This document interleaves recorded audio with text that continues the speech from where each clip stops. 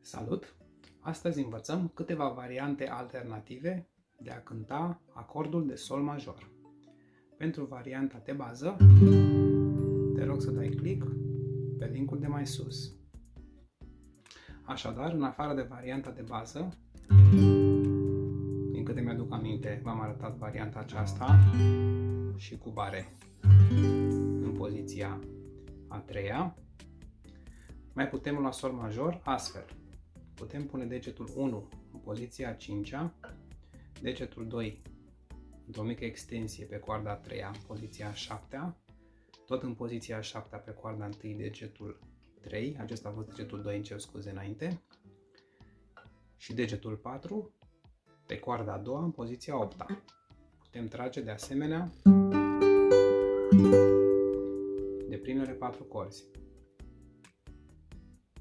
O altă variantă este dacă punem bare în poziția a 7-a, degetul 2, coarda a 2-a, spațiul 8, degetul 3, coarda a 4-a, spațiul 9 și degetul 4, coarda a 5-a, spațiul 10. Ciupim de primele 5 corzi.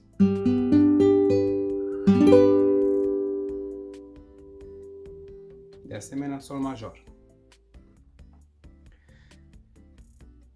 Cea mai simplă variantă însă, cea mai redusă evident și ca număr de note, este varianta în care apăsăm un singur deget în poziția a 3-a și ciupim de la coarda a 3-a în jos. Acesta este tot un sol major. Practic are doar notele sol și si, nu are nota re, cea de-a 3-a nota a acordului major, însă poate fi asimilat cu un acord de sol major. De asemenea, dacă punem degetul 1 în poziția a 7-a și degetul 2 în poziția a 8-a pe primele 2 corzi și tragem de asemenea de primele 3 corzi, obținem tot un acord de sol major simplificat.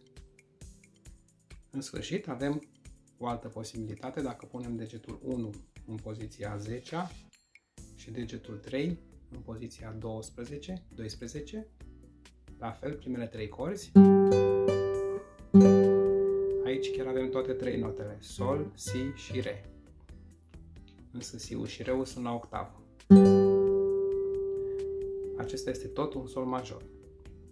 Bineînțeles, dacă mutăm solul de aici, din poziția a 3-a în poziția a 13-a, putem lua același acord, punând degetul la octavă. Solul de aici, îl mutăm la octavă mai sus și obținem același acord de sol major. Așadar, o mică recapitulare a acordurilor pe care le-am enumerat până acum. Acordurilor de sol major, evident.